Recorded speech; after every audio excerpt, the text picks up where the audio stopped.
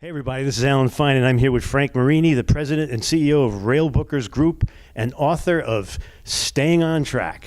Oh, yep. And we're here at the Rail Booker Group Global Summit at the Hilton Lake Las Vegas Resort and Spa. And this is their third annual event, and we're going to talk about explosive rail travel growth, the kind of growth we've seen in river cruising, right? And we're going to tell you how to tap into it here on Insider Travel Report.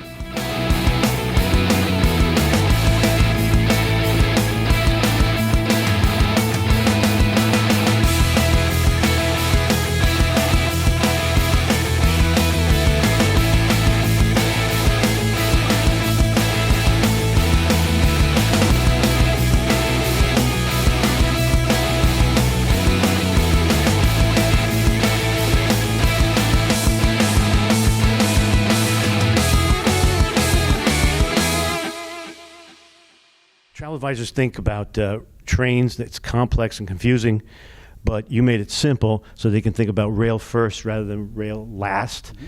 And so you've been tackling that misconception. What have you been doing? You know, we've been doing a lot of things, Alan, and thank you for having and being here. It's great to see you in person. For us, we're trying to, with all of our training and presentations and putting out there with different itineraries, to really make it easy for the travel advisor to know where you can go, what you can do, and know that you've got a partner. You don't have to be an expert on all rail, because nobody is. No one's an expert on all rail, national rail systems, luxury rail, and to know you have a resource that is there for you, that has your back, because this is a growing trend as more and more consumers look to travel independently. And I think that's the key thing, independently. And you basically, in your presentation, talked about just internal growth. I mean, your company's grown, and there were all these facts, and I wrote them all down. But the thing that was most interesting for our audience is that there's been a 39% increase in luxury rail travel. If they want to sell luxury, they should be thinking about this. Absolutely. We've seen a 39% increase in luxury travel this year, luxury rail travel, and next year it's running up at 44%. And the reason why we see that is something I call little luxury.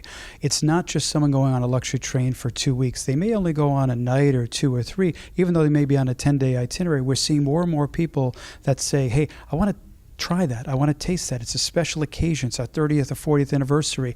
So we're seeing a trend on that. But we put all those pieces together, not just the luxury rail. We know everything about that, but also the train connecting it, other hotels, sightseeing, transfers. We just make it the whole thing easier for the travel advisor.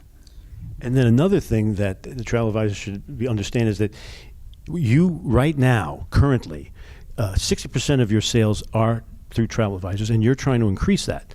And even as we speak, you're 29% over last year travel agent involvement. What are you doing to reach out to them?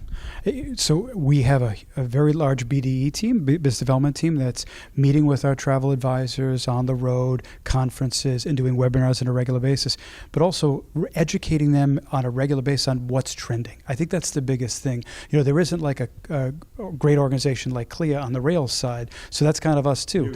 Yeah, that's us. Yeah. So we're kind of putting out there saying, here's the trends, here's what we're seeing, here's what customers are asking for, so they can get ready for that and knowing this is a trend. Yeah, this is leading into some of my other questions. But one thing you said was, what were the top, you're talking about trends, the top selling destinations, and it wasn't Italy, because the trains are better in Switzerland. So Italy was stuck at number 2, but that's not even as important as travel advisors need to know that out of 195 countries, you're able to sell in 180 of them. Yeah, and 195 countries in the world, 180 of them have passenger rail. So for the future, we can go anywhere there's passenger rail. And what we've seen is just this growing trend of people wanting to explore more. And I think that's the biggest thing. They want to explore more, and the tracks are already in place, if that makes sense. So it's as far and wide as the imagination can take you. And then there are things that travel advisors should be planning for with their list of clients that are coming up. The 250th anniversary of our country, and also World Cups and things like that. Can you speak to that? Yeah, sure. So we're real excited to announce we've got our new Stars and Stripes collection, which is a series of 19 itineraries that explores everything in the U.S. for the 250th anniversary next year. Everything from Hollywood to Broadway, to the Gold Rush Trail, to a presidential library tour, to Route 66 by rail. So we have so many great itineraries launching, and then a whole nother series coming out for pre and post World Cup trips. So with so many guests coming over, either domestically or even internationally coming into the U.S. where they can really explore the U.S. Most people don't realize Amtrak goes to 46 to 48 contiguous states. It's only South Dakota and Wyoming. So lots of great products we're going to be launching. So one of the things that is your competitive advantage is your use of AI. And what I find really intriguing is that products are being developed by your reading of the need in real time. So just to get our arms around that, here's a question. What recent itinerary that is only existing because of an unexpected booking pattern? Can you give us one? Oh, that's a great question. Well, there's two types of ways we launch product. Now, I'll answer. One is our normal way, which is part AI, and that is we have a team of analysts, and then with AI, they analyze every week what has been FIT'd or customized, and they find the pattern. So as an example, they may say, hey, 726 passengers through our travel advisors or direct came in that did Chicago for a few nights. Here's the sightseeing that they did. Then they'll get on the overnight train to Glacier National Park for a couple nights, then get on the train again and go to Seattle and do the Space Needle, different things like that. This pattern recognition that we use AI to see that this pattern recognition of, wow, that 726 people took that, then we use our proprietary system to price up every single day the train goes 2 years out, further than Amtrak, as well as then it goes to our marketing team to write copy, source images, and then put that out in the sphere. So we basically get to see trends before they become a trend. We're just packaging it and amplifying it that can still be customized. So that's one way we're doing it. And we do that all over the world. We see different routings. So there's a follow-up question then. So in what pattern in the last 12 months surprised you and it changed how your team thinks about rail travel? I think a couple different patterns. One pattern that I kind of touched a little bit about today is we saw a pattern continuing to grow on small groups. So we saw that, whereas 10% last year, 6 or more is 20% this year. That's something that our analysts in AI picked up, that they could see that. We also see different routings, a lot going through in Italy through a Cinque Terre in different regions. We start to see where people are expanding out a little further afield. So we're starting to see, because the train goes there, so do we, it'll pick up a pattern as a nugget. And it'll also measure it to say, hey, there was 100 last week. A month later, there's 225. One pattern, as an example, is the variations we're doing in Ireland. We do Ireland by rail. Now, people don't think of Ireland by rail, but we do a lot of Ireland by rail, and then the variations. Yeah. What rail corridor is about to break that travel advisors should know? Oh, that's a good question. We want them to sell. Yeah. There's so many of them. If I jump to different areas, domestic U.S., it's your Maine, it's your Empire Builder. Chicago through Seattle is a top one with Glacier National Park. As far as other areas, we're seeing so much Italy and Switzerland in combination. We're seeing lots of that happening. We're seeing lots all throughout the U.K. and up to Scotland. So we're seeing that as well too. But really, it's all over. You start to see. Yep. And so, if rail is at this moment, like where the river cruises started to explode. So what needs to happen next for advisors to unlock that wave? I think a couple of things is, one, don't be fearful. The truth is, and I can understand this, a lot of times travel advisors are nervous. They've got these long-term customers. They're not experienced maybe themselves with the rails. Don't be fearful. We do this with hundreds of thousands of people. And to really embrace it, get part of training and things like that, because rail's not going away. It's not a fad. It's not like glamping. the train tracks are in place. We're not going away. Glamping may not go away, but it's like, it's hot and then it's not. Like trains, the tracks are already in place. It's already in, and you're seeing that. So I would say definitely educate yourself, because although we may be the one amplifying it, it's a sleeping giant in the world. So that'd be the first thing too. And really, we can help a travel advisor by educating them on what we know is selling, even in the geographic area, what is trending, and we try to share that on a regular basis so they can see that, because not only start offering it, but their customers are going to be asking for it. And that's the growth we see.